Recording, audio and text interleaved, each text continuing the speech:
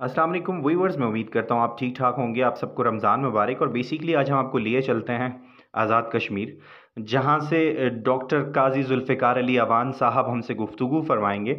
और आपको बताते चलें, काजी जुल्फ़िकार अली अवान साहब जो कि रिसेंटली आपको पता ही होगा, एक दो तीन मेंबर्स जो हमारे हैं वहाँ से, उनकी भी डिटेल इंशाल्लाह वो प्रोवाइड करेंगे जिन्होंने टिकट लिया। और हमने तंजीमुल अवान से उनको अल्हम्दुलिल्लाह सब ने मिलकर उनको जिताया भी, और उसके हवाले से भी आपको बताएंगे। और साथ ही साथ काजी साहब, आपसे एक क्वेश्चन है मेरा सर, बेसिकली रोशनी डालती है चलिएगा सर, एनजीओज में और किसी भी कौम की तंजीम को रिप्रेजेंट करने में बेसिकली फ़र्क क्या है सर? बिस्मिल्लाहिर्रहमानिर्रहीम। शोएब साहब, जहाँ तक बरादरी की तंजीम की बात होती है या बाकी एनजीओज की बात होती है, इसमें काफ़ी बड़ा फ़र्क होता है। जब आप बरादरी का नाम लेते हैं तो ये एक हिडन एजेंडा होता है जो छुप के किया जाता है।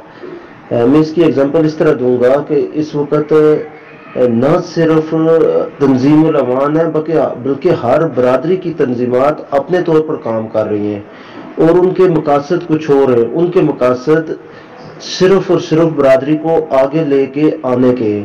जहाँ तक हमारी तंजीम उलमान की बात है, बेशक 1905 से ये काम कर रही है। फिर इसके मुख्तलिफ अदवार हैं। पाकिस्तान बनने के बाद 1955 से लेके, ये मैं आपको पूरा उसका एक आर्टिकल भी आपके साथ शेयर करता हूँ जिसमें हमने आज़ाद कश्मीर में इलेक्शन हो रहे थे।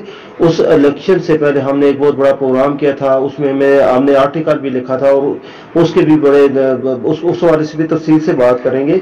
कहने की बात है, चाहे 1955 है, उसमें अच्छा लोगों ने कुछ मिल बैठने की कोशिश की। फिर 66 में या 77 में या 83 में इस तरह मुख्तलिफ अदवार में कोशिशें की गई बरादरी को इकट्ठा करने की कोशिश की गई, लेकिन अनफॉर्चुनेटली उसमें नाकामी हुई है। नाकामी की असल वजह हमारी ज़ातियात है। हम बरादरी का नाम लेके अपनी फेस सेविंग कर रहे होते हैं या अपनी अपनी पब्लिसिटी कर रहे होते हैं और रिजल्ट के तौर पे हम कम्युनिटी को कुछ दे नहीं पा रहे होते।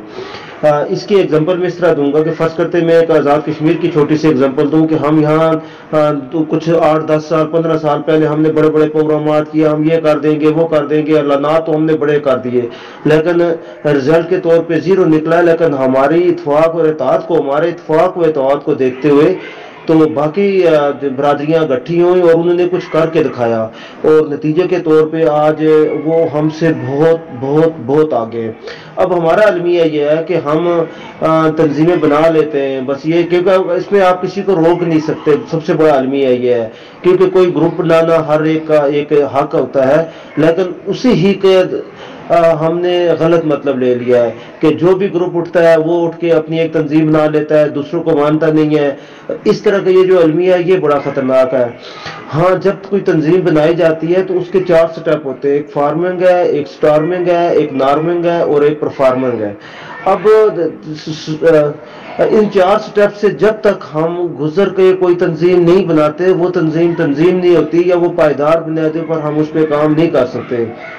सबसे पहले हम की ग्रुप बना लेते हैं। हमने ग्रुप बना लिया, उसमें फर्ज करते हैं 100 लोग आगे, 200 लोग आगे। अब उन लोगों का आपस में मिल बैठना बड़ा जरूरी है, उसमें स्टार्मिंग होना बड़ा जरूरी है, एक दूसरे को समझना बड़ा जरूरी है, एक दूसरे को जांचना बड़ा जरूरी है, एक दूसरे के ख्यालात को समझना बड़ा जरूरी है, एक दूसरे की काबिलियत को, कैपेबिलिटीज को, उसकी सोच को समझना बहुत जरूरी है, ताकि उसके मुताबिक हम उनकी जिम्मेदारियां उनको दे सकें। जब हम प्रॉपरली सही मानों में उनको जिम्मेदारियां देंगे तो वो हम तब नॉर्मल स्टेज पर आते हैं और नॉर्मल स्टेज पर आने के बाद हम परफॉर्मेंस स्टेज पर जाते हैं या कुछ कर पाते हैं। और अलमिया यह है कि हम इसमें से किसी स्टेज पर से भी नहीं गुजरे। और दूसरा, हमारे अवान बरादरी का जो सबसे बड़ा अलमिया, हर बंदा अपने आप को लीडर कहता है।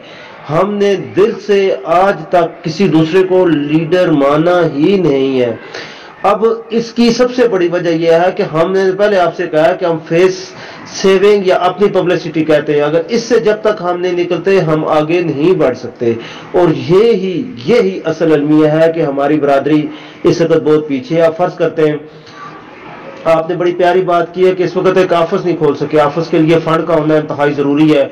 फंड का होना इंतहाई जरूरी है। और फंड कैसे आएगा? फंड उसी वक्त आएगा, आपको दायरे उसी वक्त फंड करेंगे, आपको सारी चीजें उसी वक्त मिलेंगी जब हमारा एक प्रॉपर एक रजिस्टर्ड अदारा होगा। रजिस्टर्ड अदारे के बगैर आपको कोई भी फंड नहीं करेगा। मैं खुद अपनी बात बताऊं, मैं यूनाइटेड नेशन में डोनर्स में रहा हूं, हम उस अदारे को ही फंड करते थे जिसकी कागजी लिहाज से या डॉक्यूमेंटेशन लिहाज से वो एक मजबूत अदारा था।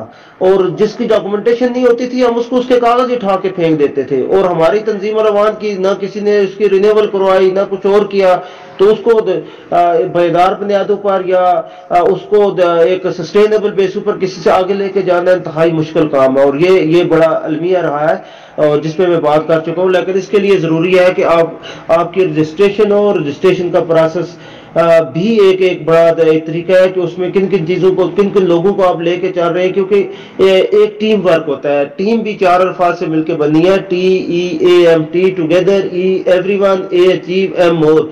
और उसमें सबसे इंपॉर्टेंट है कि मुखलिस लोगों की टीम हो, जो सिर्फ बरादरी के लिए सोच रहे हो, अपनी जात से निकल कर सोच रहे हो। उस वक्त तक हम आगे नहीं बढ़ सकते जब हम अपनी जात को नफी नहीं करें।